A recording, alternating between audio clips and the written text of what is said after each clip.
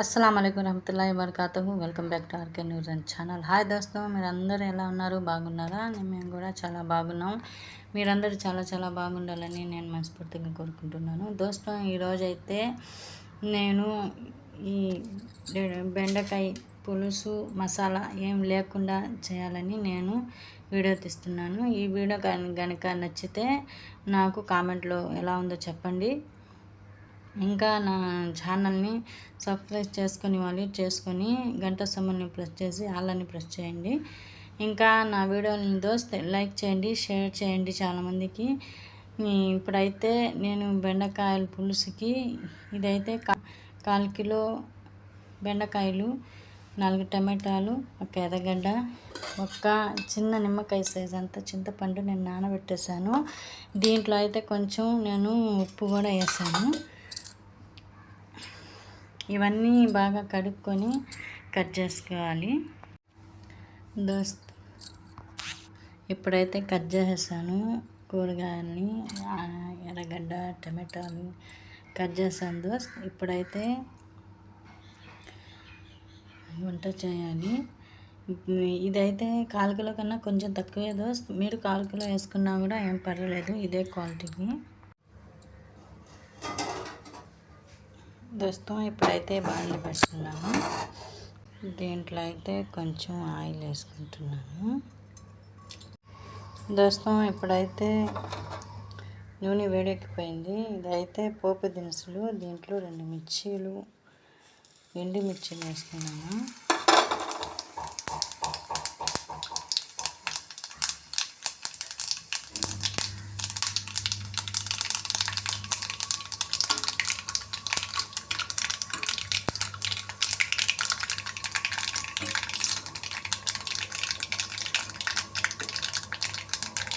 Onion,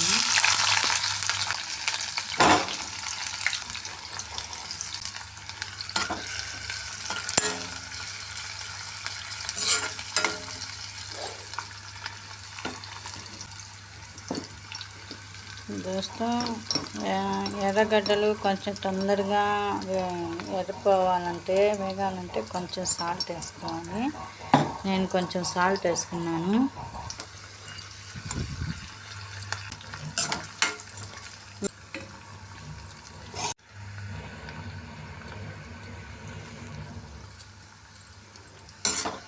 ఎర్రగడ్డలు బాగా వేగాలి అన్నమాట.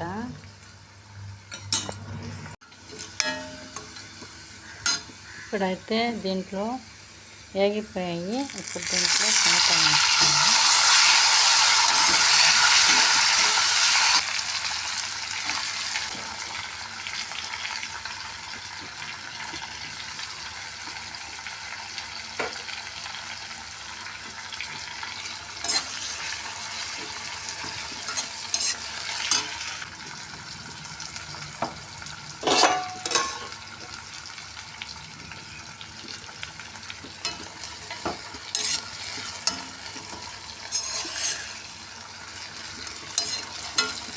ఇది బాగా మగ్గేలాగా వేయించుకోవాలి. సిమ్లో పెట్టాలి.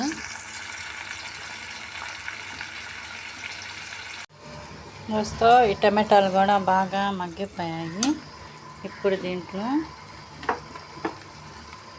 కట్ చేసుకున్న బెండకాయలు వేసుకున్నాను.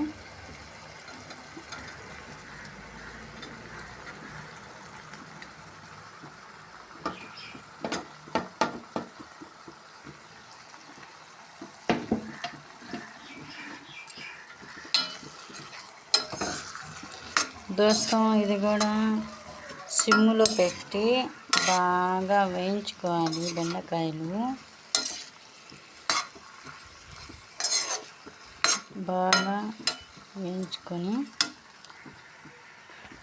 మూత పెట్టకుండా వేయించుకోవాలి. బెండకాయల్ని మూత పెడితే మళ్ళీ జిగురు వచ్చేస్తాయి.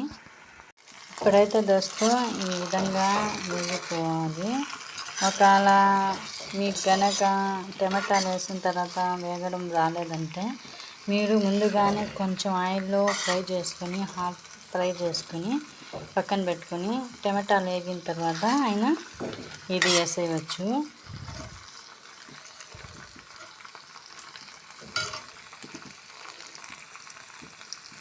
విధంగా హాఫ్గా వేసుకోవాలి.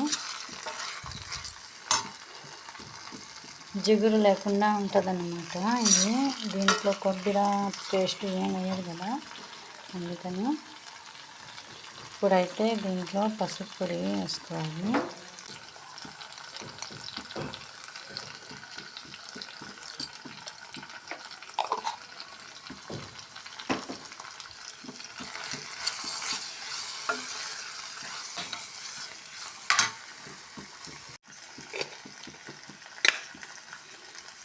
ఇప్పుడు చిన్న స్పూన్తో 1 స్పూను మిరప్పొడి వేస్తున్నాను.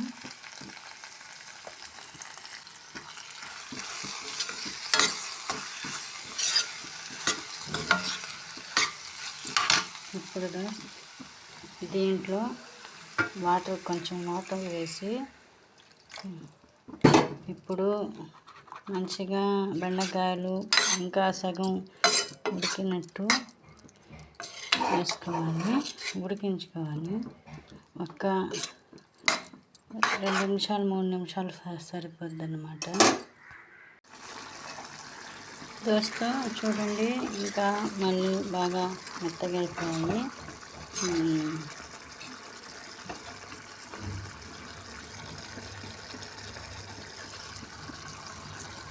మెత్తగా అయిపోయాయి. ఇంకా కొంచెం ఉంది. ఇది అయితే పులుసు కూడా మెత్తగా అయిపోతుంది అన్నమాట. ఇప్పుడైతే పులుసు వేసేద్దాం. దోస్త్ ఇప్పుడైతే పులుసు వేసేసాను మొత్తం.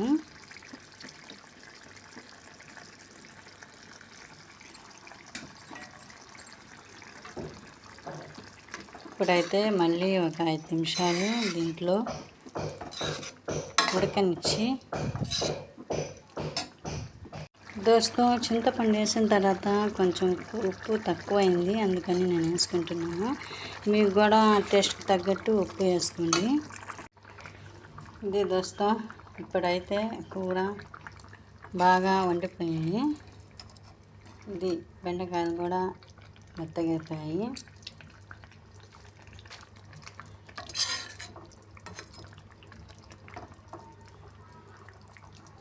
ఇది దోస్తో ఈరోజు రెసిపీ అయితే బెండకాయ పులుసు.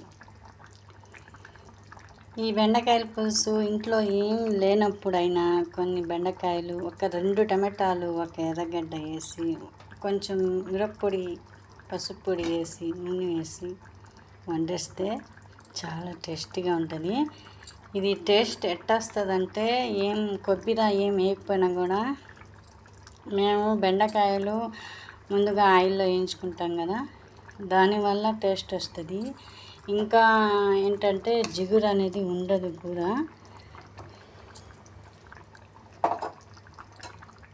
ఈ కూర కనుక, ఈ రెసిపీ కనుక మీకు ఎలా అనిపించిందో నాకు కామెంట్లో చెప్పండి దోస్త్.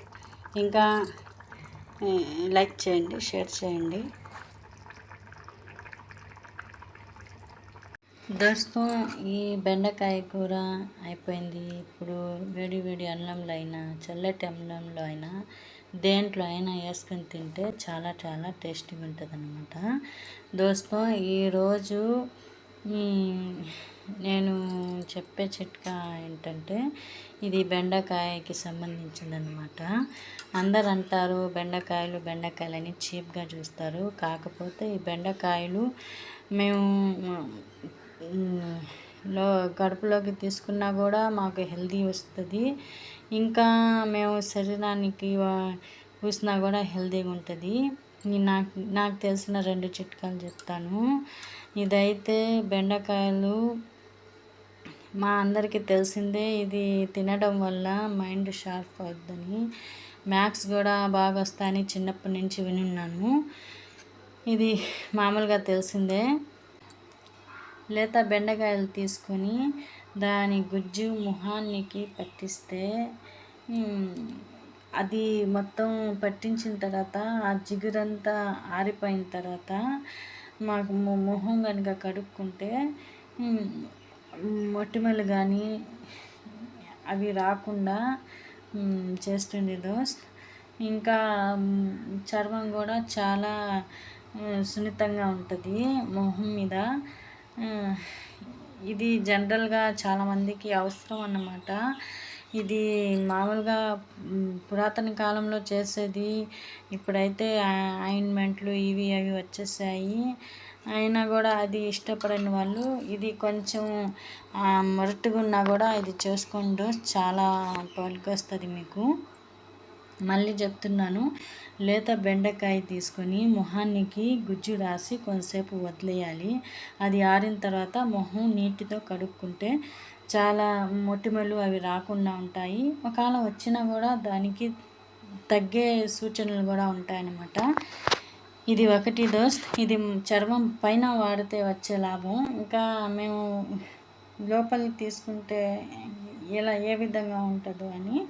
ఇంకోటైతే బెండకాయలను బాగా మగ్గించి చక్కెర కానీ ఈ బెల్లం కానీ కలిపి తింటే మాకు పాస్కి సంబంధించిన కొంచెం ప్రాబ్లమ్స్ ఉంటాయి కదా, మూత్రానికి సంబంధించిన ప్రాబ్లమ్స్, అవి తగ్గుముఖం పడతాయన్నమాట.